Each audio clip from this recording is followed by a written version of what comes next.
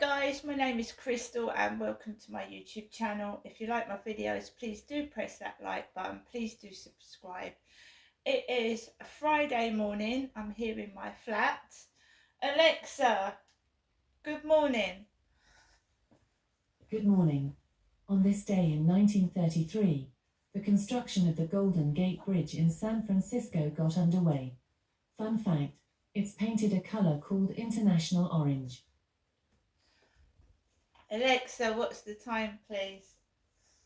The time is 10:10 a.m. Well, hi guys. I've not gone out yet with Max.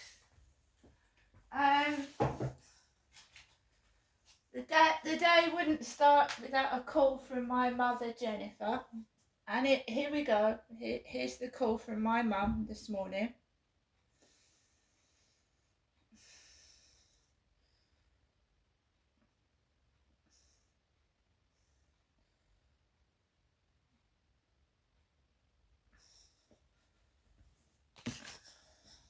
Welcome to your EE voicemail. You have 4 new messages and 2 saved messages. First new message. Received Wednesday, January 3rd at 7:41 p.m. Good evening, Jeanette. Message deleted. Next new message. Received yesterday at 11:15 a.m. Good morning, Jeanette. Message deleted. Next new message. Received yesterday at 7:35 p.m. Good evening, Jeanette. Giving you the usual nighttime telephone call. Hoping you're okay. I hope your foot is a lot better now. And as I say, I usually ring you in the evening just to wish you good night and God bless. Thinking of you, Jeanette. I haven't forgotten you. But like yourself, I haven't been feeling very well. But that's beside the point. But I hope you're well. Okay, Janessa, thinking of you. Bye for now. I'll give you a ring tomorrow. Good night. God bless. Message deleted. Next new message. Received today at 9:18 a.m. Good morning, Janessa. I hope you're feeling better. I hope your foot is okay. I'm thinking of you, and may I say I hope you have a good day. Thinking of you, Janessa, I'm in all day as usual, okay, so you can give me a telephone call whenever you like. And other than that, I hope things are going well.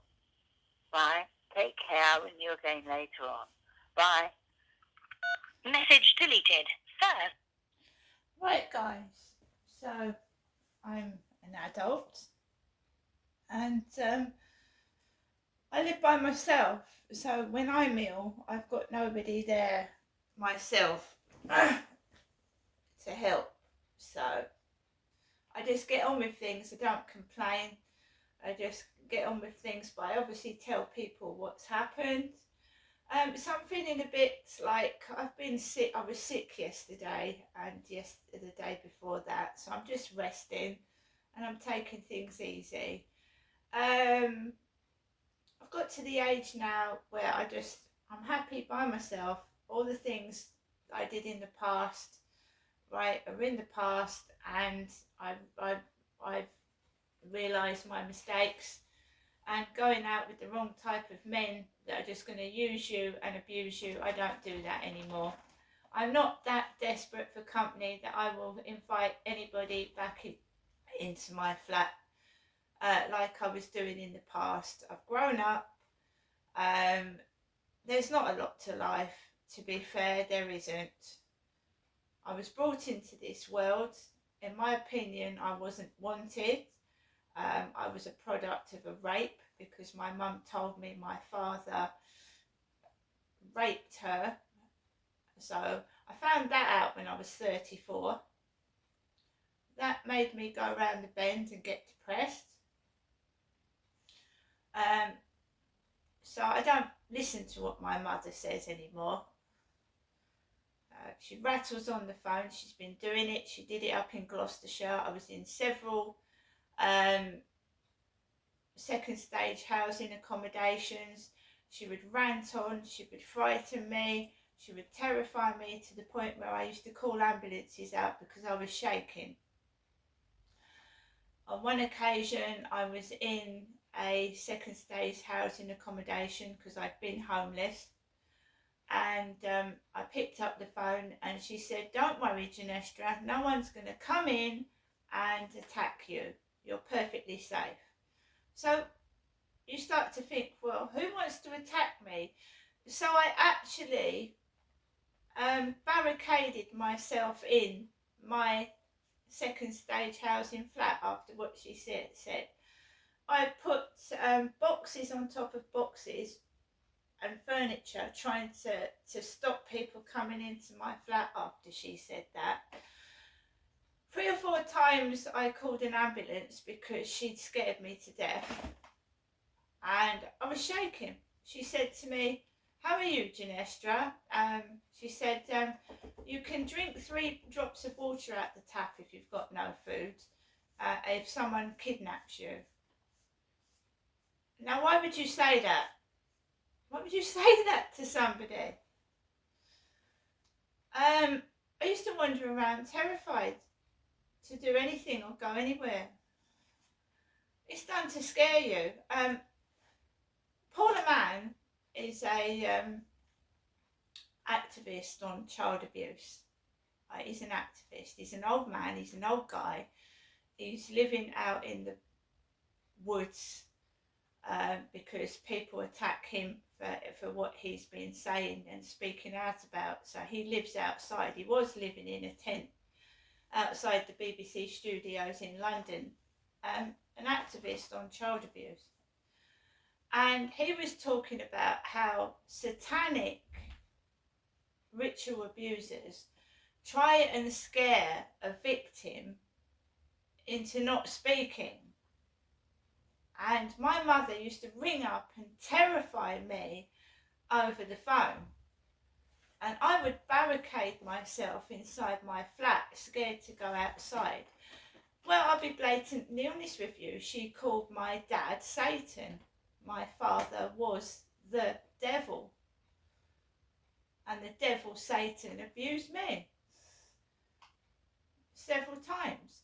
But I'm listening to Paula Mann, and I've gone back through into his videos about child sex abuse, and what abusers do to kids is disgusting, obviously. But I've suffered satanic abuse. I was told that my father was Satan. And I've gone through past cases of mothers being jealous of their children and calling them ugly. And one woman put her daughter in a sack and threw her in the river. Threw her in the river because she believed she had the devil in her. The devil. When I go round to my mum's, she says that I've got my father Derek's blood, so have my children, and she's got nothing to do with Derek. So me and my children have satanic blood in us, you see. And I believe my mother is torturing me. My own mum, for being the father of the devil, for being the daughter of the devil. And I'm tired of going round there and being inquisitioned, insulted and made fun of. And my kids have been abused as well, my children. My children. One of my kids had the devil's tail haircut. Because my mum says people have got tails. Tails. The question is she mad? Or is she just an evil woman? Is she crazy? Or is she an evil woman? One of my sons had the devil's tail haircut. And when he grew up, he cut it off. He cut it off. He didn't like it. He had a short haircut with a piece of hair hanging right down his back. The devil's haircut looks, devil's tail. So he cut it off himself. I'm brave, but so are my kids, right? people that worship Satan, the devil worshippers, involving my children in it. So my mother is trying to terrify me into stop speaking out. I lost my sister in 2011, and I was told that she was getting better and she was starting to speak out, and she suddenly dies. She suddenly dies when she gets her voice back. I told you about my brother. He didn't live till 3 months old. Satanic worship. My mother believes I've got the devil in me. The devil, my father's blood. She hates me. So she greets me with a smile. I go into her flat and she shouts at me and terrifies me. And she wants me locked up. But I'm now proving that the arguments are me trying to protect myself from a woman that is spitting and shouting at me. And I will tell the truth, and I will speak out, because worshipping the devil is evil.